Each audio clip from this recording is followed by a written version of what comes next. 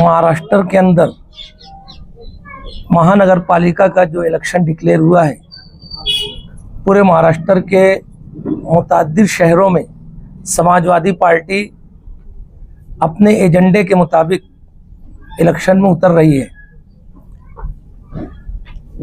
जैसा कि हिंदुस्तान भर का सेकुलर तबका इस बात से वाकिफ है कि बीजेपी से लोहा लेने का काम पूरे हिंदुस्तान में अगर कोई ताकत से कर रहा है तो समाजवादी पार्टी के लीडर अखिलेश यादव हैं।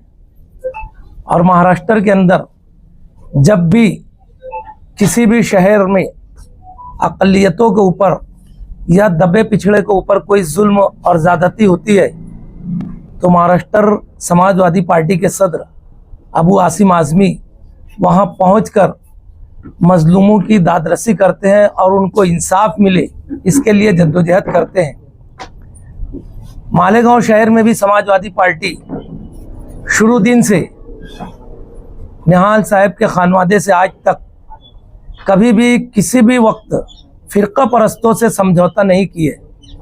हमेशा इस शहर में जब जब कोई मुसीबत या फ़िरका परस्तों की तरफ से कोई आफत आती है, समाजवादी सीना सपर होकर उसका मुकाबला करती है।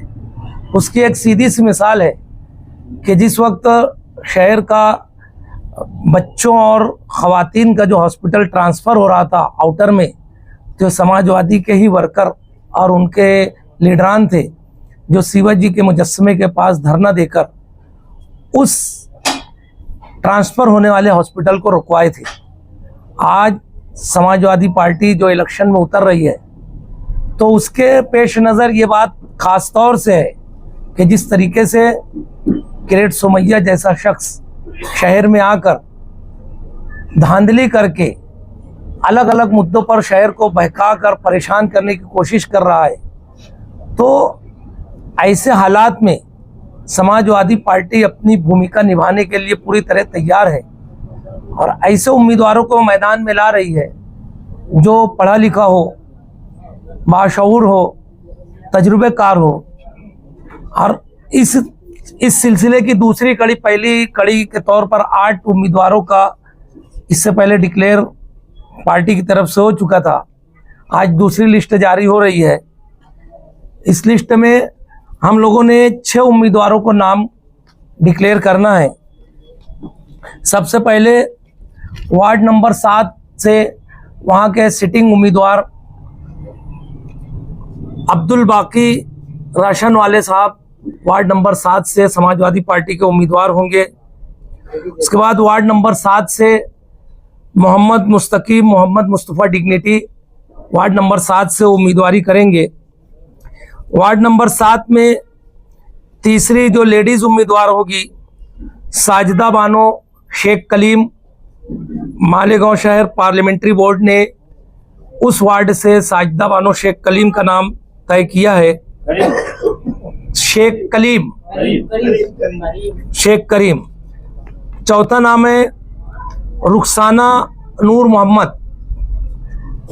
चौथा, इस तरीके से वार्ड नंबर 7 में 4 उम्मीदवार समाजवादी पार्टी के सिंबल पर रहेंगे। और वार्ड नंबर 15 से साबिक कारपोरेटर रफ़ीक कुरैशी की अहलिया जायदा मोहम्मद रफ़ीक कुरैशी को पार्लियामेंट्री बोर्ड ने वार्ड नंबर 15 से उम्मीदवार किया है। इसी तरीके से वार्ड नंबर 16 वहाँ से तौहीद अहमद मोहम्मद तकी अंसारी जो पार्टी के एक फ़ाल रुकन है और मुसलसल वार्ड में लगे रहते हैं, इस जगह वार्ड नंबर 16 से तौहीद का नाम पार्लियामेंट्री बोर्ड ने तय करके उम्मीदवार जाहिर किया है। फिर एक बार ऐसे ही हो रहा है 15-16 में जहाँ पर ऑलरेडी उम्मीदवार है आपके दोस्त साथी के, फिर भी आप उम्मीदवार ले रहे हैं। वार्ड नंबर 16 में हमने पहले भी डिक्लेयर किया था कि वार्ड नंबर 16 में हमारा दोस्ताना मुकाबला रहेगा और वहाँ पर इससे पहले याह्या अब्दुल जब्बार के नाम का ऐलान हो चुका है। तौहीद को भी वही से दिया है ना, 4 का पैनल है ना। अभी 2 सीटें और गठबंधन के उम्मीदवार है तौहीद। तौहीद समाजवादी पार्टी का उम्मीदवार रहेगा वहां पर। अभी 2 सीट और दी जाएंगी। हम हमारे पास अगर मुनासिब उम्मीदवार रहेंगे तो वहां पर 2 सीट हम और देंगे। उम्मीदवार कई हैं, लेकिन हम लोग चाहते हैं जो समाजी तौर से समाज से जुड़ा हो, लोगों के दुख दर्द समझता हो, बाशऊर हो, ऐसे लोगों को हम लोग उम्मीदवारी दे रहे हैं। मुस्तकिम भाई पक्के इलाकों से लड़ने का बोलते हैं, वहां से लड़ेंगे नहीं। वार्ड नंबर 7 से मुस्तकिम भाई का पार्लियामेंट्री बोर्ड ने तय किया है। असल में जब हम लोगों का गठबंधन नहीं हुआ तो उससे पहले हम लोगों ने समझने के लिए दोनों पार्टी के 7-7 लोगों की एक कमेटी बनी थी और कमेटी को इख्तियार दिया गया था कि आप लोग अपने ढंग से फैसला करके लीडरान को बता दो। अगर लीडरान को नहीं समझ में आएंगे तो उसमें कुछ रद्दोबदल करेंगे। तो ये पार्लियामेंट्री बोर्ड का फैसला है कि मुस्तकिम भाई को वार्ड नंबर 7 से लड़ाया जाए।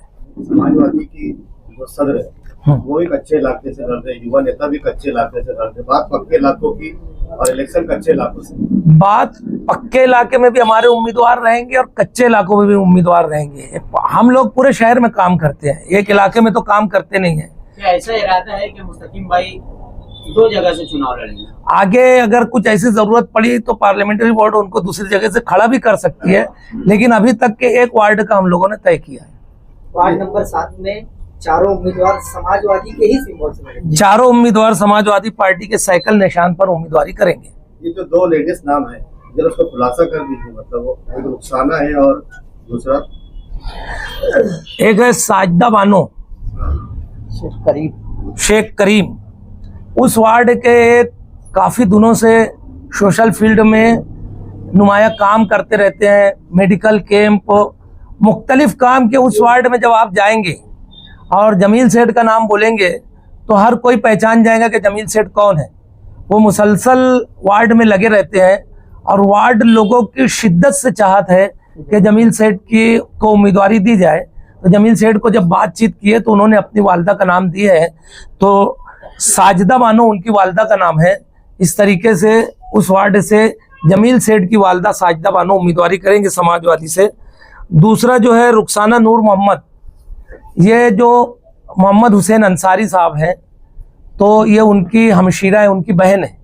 मोहम्मद हुसैन साहब को टिकट दिया गया है तो वो लेडीज टिकट है, तो उन्होंने अपनी बहन को उस वार्ड से उम्मीदवारी के लिए नाम पेश किया है। आप उसी इलाके के फाल मतलब लोगों में से रहे हैं, इलाके में काफी आपकी भी सरगर्मी रही है, तो आप इलेक्शन नहीं लड़ेंगे वहां से? जी नहीं, मैं तो खुद ऐलान कर रहा हूँ 4 उम्मीदवार का, तो इसका मतलब है मैं वहां से उम्मीदवारी नहीं कर रहा हूँ।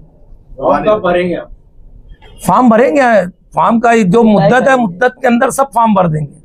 मुद्दत के बाद कोई फॉर्म नहीं भरेंगे, सब मुद्दत के अंदर भरेंगे। करीब करीब उम्मीदवार डिक्लेयर हो गए, अभी तक आपका मैनिफेस्टो वगैरह क्या कुछ? मैनिफेस्टो के बारे में जो हमारा कमेटी बनी है उसमें ऐसा मशवरा है कि पूरे शहर का जो 5 कॉमन मिनिमम प्रोग्राम हम लोग जाहिर कर चुके हैं, वो कॉमन मिनिमम प्रोग्राम कम से कम मुश्तरका प्रोग्राम वो तो रहेगा, मगर पूरे शहर का हम लोगों के सामने ऐसा है कि मैनिफेस्टो ना जारी करते हुए जिस इलाके की जो ज़रूरत है इलाका वाइज मैनिफेस्टो जारी किया जाए। लेकिन अभी इसके ऊपर कोई फैसला नहीं हुआ है। ये माना जाए कि आपके एमएलए मौसूफ के नक्शे कदम पर चल रहे हैं। हम लोग मैनिफेस्टो नहीं जारी करेंगे ऐसा नहीं बोले, हम तो पहली मरतबा 5 रुकनी मैनिफेस्टो 5 नुकाती मैनिफेस्टो जारी कर चुके हैं कि किसके ऊपर हमारा फोकस रहेगा। उसके बाद हर इलाके की अलग अलग तकालीफ है, प्रॉब्लम्स है, तो इलाके के हिसाब से हम लोग मैनिफेस्टो बनाने की कोशिश करेंगे, लेकिन इसका फैसला हमारे उसके अंदर होगा। और कहीं पर भी हम लोग शहरी क़यादत की नकल नहीं करेंगे और ना ही उनके नक्शे कदम पर चलेंगे। सेकुलर फ्रंट जो बना है वो एक ठोस मकसद लेके बना है और ठोस मकसद के साथ चलेगा। आप देख लीजिए, हम लोग अपना जो प्रोग्राम जो डिक्लेयर किया उसके ऊपर चल रहे हैं और हम लोग तो नहीं चाहते उनके खिलाफ कुछ बोलना, लेकिन इतना मुफलिस शहरी की आदत इस कदर मुफलिस है कि उनके पास उम्मीदवार नहीं है। हम लोगों के पास जो टूट के जा रहे हैं उनको उम्मीदवारी दे रहे हैं। इसको बांझ लीडरशिप बोलते हैं। वार्ड नंबर 7 में फारूक कुरैशी भी का दौर में हर वार्ड में बहुत सारे लोग, सुन लीजिए ना, हर वार्ड में उम्मीदवार काफ़ी लोग हैं जो टिकट मांगने वाले ख्वाहिशमंद है, और ये इस बात की अलामत है कि सेकुलर फ्रंट पब्लिक में रह के पब्लिक का काम करता है, और जब आदमी पब्लिक के काम करते हैं तो वहाँ पर बहुत सारे लोग काम करते हैं और बहुत सारे लोग उम्मीदवारी ख्वाहिशमंद होते हैं। तो ये दोनों पार्टियों की जो पार्लियामेंट्री बोर्ड है वो बैठकर मुश्तरका फैसला करके ये उम्मीदवार डिक्लेयर कर रही है, और जहाँ पर इस कंडीशन की बात आती है वहाँ पर थोड़ा बहुत समझना पड़ता है। बबलू कुरैशी की बीवी है कि वालिदा लगी? बबलू कुरैशी की वालिदा में बताया कि रफीक कुरैशी साबिक कॉरपोरेटर की अहलिया। एमएलए मौसूफ ने कल कहा कि जो इलेक्शन में हमारे साथ थे वफादार, पहले उनको तरजीह दी जाएगी। तो आपके पास आप लोगों के सामने लिस्ट है, आप लोग देख लीजिए। इफ्तिखार राशन वाले को लेकर गए और बहुत सारे लोगों को लेके गए, उनके पास उम्मीदवारी नहीं है, वो हमदर्द या वफादार कहाँ देखेंगे। हम लोग जब डिक्लेयर करते हैं तो फिर वो हमारे वार्डों में दौड़ते हैं कि कौन बचा, तो उनको पटा के ले जाके देते हैं। मैं इसीलिए बोला हूँ, इतनी मुफलिस शहरी की आदत है कि उनके पास काम करने वाले लोग ही नहीं है कि जिनको वो टिकट देंगे। कई सालों से रिजवान सर आपकी सभा में दिख रहे थे, अब तो दिनों से गायब है। इससे पहले भी प्रेस कॉन्फ्रेंस में ये सवाल आया था, तो हम लोग बताए थे कि जब समझौता हुआ है तो यहाँ कुछ कुर्बानियाँ देनी पड़ती है। तो समझौते में जो सिटिंग सीट जहाँ से वो उम्मीदवारी करना चाहते थे वो हमारी दोस्त पार्टी के खाते में थी, तो इसलिए वहाँ पर हम लोग मजबूर हैं। तो उन्होंने समझौता किया या बगावत? अब ये रिजवान सर अभी तक, वो तो आप उनसे पूछ सकते हैं। हम लोग तो जो भी हमारे साथी हैं उनसे बातचीत करके समझा कर उनको मनाने की कोशिश करते रहते हैं, क्योंकि वो हमारे साथी है। हमारा कोई साथी हमसे छूट जाए तो बहरहाल, क्योंकि हमारी जो पार्टियां, दोनों पार्टियां जो है, आप देख लो शहर में काम जो ज़मीनी सतह पे करती है ये दोनों पार्टियां करती हैं। और ये बात जब शोभत आई बच्चाओं सबसे पहले उम्मीदवारी के बाद हमारी पार्टी पे मुलाकात करने के लिए आई, दीपक भोसले साहब लेकर आए उनको, तो वहाँ दीपक भोसले ने साफ लफ्जों में कहा कि शहर में दो पार्टियां जो ज़मीनी सतह पे काम करती है। उस वक्त तो हमारा गठजोड़ भी नहीं था, एक शेख रशीद खानदान का और निहाल साहब खानवा था। ये दोनों पार्टियां, इनकी जो पार्टियां ज़मीनी सतह पे काम करती है, इसीलिए इनके पास वर्कर और उम्मीदवार होते हैं। दीगर लोग देख लो, बड़े बड़े तनाज़े शहर में आए, कौन कितना बोलता है शहर के सामने है, मीडिया वालों के सामने। जैसे रिजवान सर उनकी सिटिंग सीट मांग रहे थे, तो और भी एरियाज में जैसे आपने फ्रेंडली दे दिए तो उन्हें भी दे देते। नहीं, ये उनकी सिटिंग नहीं, सीट नहीं थी। ये सीट इस्लाम पार्टी के चारों उम्मीदवार यहाँ थे, अभी गए 17 की बॉडी में, ये उनकी सीट थी, रिजवान सर की नहीं थी। फिर भी दे सकते थे, ऐसी कोई बात नहीं। हम लोग कोशिश ये कर रहे हैं कि आपस में कितना ज्यादा से ज्यादा तालमेल हो के बात हो, क्योंकि हमारा टारगेट सिर्फ ये इलेक्शन जीतना नहीं है। हमारा टारगेट ये है कि हम लोग 44 सीट लेकर जाएं, ताकि हम लोगों को नदी के उस तरफ की कोई ज़रूरत महसूस ना होने पाए। और शहरी की आदत को इसका कोई पड़ा नहीं है, उनका मैं समझता हूँ शायद खुफिया गठबंधन है, इसलिए वो इतनी मेहनत नहीं कर रहे। वो 18-20 सीट के लिए मेहनत कर रहे हैं। तीसरी लिस्ट जारी होने वाली है। हाँ, तीसरी लिस्ट जारी होगी ना, तीसरी लिस्ट जारी होगी। नयापुरा से एमएलए मौसूफ के फर्जंद का नाम सामने आ रहा है, तो क्या उनके सामने भी उम्मीदवार दिए जाएंगे? हम लोग कोई सीट छोड़ेंगे नहीं, हर जगह हमारा उम्मीदवार रहेगा। हमारा किसी से कोई खुफिया समझौता नहीं रहेगा, हम जो करेंगे खुल के करेंगे। और अगर एमएलए मौसूफ के फर्जंद आते हैं तो क्या वो इतने लायक और फायक है कि उनके सामने हम उम्मीदवार ना दे क्या? नहीं तो जिस वक्त अगर उनको उम्मीदवारी डिक्लेयर करेंगे, मीडिया के नुमाइंदों से गुजारिश रहेगा डायरेक्ट उनसे शहरी मसाइल पर उस पर सवाल करना, तो कितना जवाब देंगे, कितनी लायकी है, उस वक्त आवाम के सामने आ जाएगी।